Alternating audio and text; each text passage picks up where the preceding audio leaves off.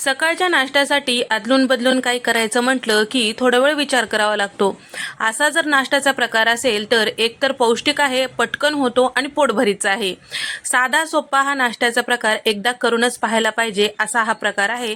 नक्कीच ट्राय करून पहा। तर वाफेवरचे हे मस्त खमंग असे चटपटीत ढोकळे कसे करायचे ते पाहूया।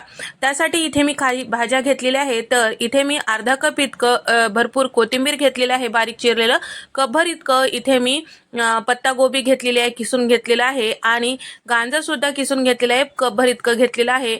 आणि अर्धा कप इतकं इथे मी कांदा घेतलेला आहे, चॉपर मधून बारीक कट केलेला। आणि सोबतच अर्धा कप इतकं कांद्याची पात घेतलेली आहे। आणि 2 कप इतकं ज्वारीचं पीठ, 1 कप इतकं तांदळाचं पीठ, तिखट कमी असलेलं 1.5 चमचा लाल मिरची पावडर, चमचाभर इथे मी धने पावडर, आणि त्याचबरोबर चवीपुरतं मीठ, आणि त्याचबरोबर 1 चमचा इतकं जिरे, अर्धा चमचा ओवा हातावर छान चुरून टाकायचा।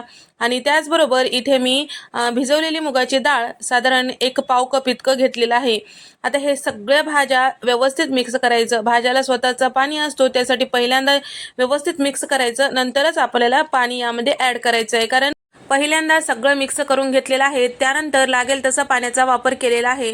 ज्या पद्धतीने आपल्या थालीपीठाचं पीठ असते त्याच पद्धतीने इथे मी हे पीठ तिंबून घेतलेलं आहे। आणि त्याचबरोबर आपले ढोकळे जे आहे छान मऊ होण्यासाठी इथे मी पाव चमचा इतकं खाण्याचा सोडा टाकून घेतलेला आहे। सगळं छान व्यवस्थित मिक्स करून घेतलेलं आहे।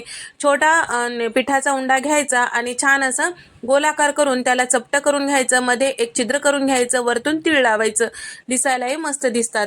तर या ठिकाणी आता या पद्धतीचे जे ढोकळे किंवा हे वाफेवरचे जे नाश्त्याचा पदार्थ आहे ते ठेवण्यासाठी इथे मी चाळणी घेतलेली आहे, त्याला थोडंसं तेल लावून घेतलेलं आहे, आपल्याला वाफून घ्यायचं आहे। त्याच पद्धतीने इथे मी सगळे ढोकळे इथे तयार करून घेतलेले आहे। वरतून थोडेसे तीळ लावलं की दिसायलाही मस्त दिसते, लहानांपासून मोठ्यांपर्यंत सगळ्यांना आवडेल। लहान मुले जर तुमच्या घरात तिखट खात नसतील तर यामध्ये तिखट टाकू नका। आणि त्याचबरोबर इथे आपण भरपूर भाज्या वापरलेल्या आहे, यामधल्या एखाद दुसरा नसेल तर काही हरकत नाही, स्किप करू शकता, किंवा तुम्हाला आणखीन एखाद भाजी यामध्ये ॲड करायची असेल तर ॲड करू शकता।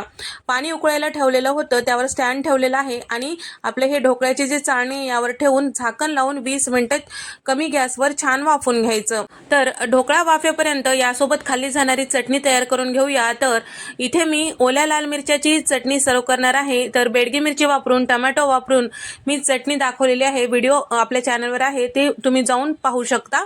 त्यापैकी 2 चमचे चटणी एका बाउलमध्ये काढून घेतलेली आहे, आणि थोडंसं पाणी आणि थोडंसं मीठ टाकून मिक्स करून घेतलेलं आहे। यासोबत खाण्यासाठी मस्त चटपटीत खमंग लागते। तर इथे 20 मिनिटानंतर चेक करूया। तर तुम्ही बघू शकता इथं आपली जे सुरी आहे चेक केल्यास कोरडं निघत आहे, म्हणजे आपले ढोकळे छान असं वाफल्या गेलेले आहे। तर इथे तुम्ही बघू शकता मस्त चटपटीत खमंग असे हे ढोकळे, सोबत खाण्यासाठी मस्त टोमॅटोची ही चटणी, कांदा मस्त लागतो, असंही खाऊ शकता किंवा चाट पद्धतीने। तर या ठिकाणी तयार करून घेतलेले ढोकळे प्लेटमध्ये ठेवलेला आहे, आणि वरतून चटणी टाकून घेतलेली आहे, बारीक चिरलेला कांदा आणि थोडीशी कोथिंबीर, आणि सोबतच बारीक शेव असेल तर हिरवी चटणी सुद्धा यावर टाकू शकता। मस्त दही टाकल्यास आणखीन मस्त लागतो, नक्की ट्राय करून पहा। हा नाश्त्याचा प्रकार आवडला असेल तर लाईक करा।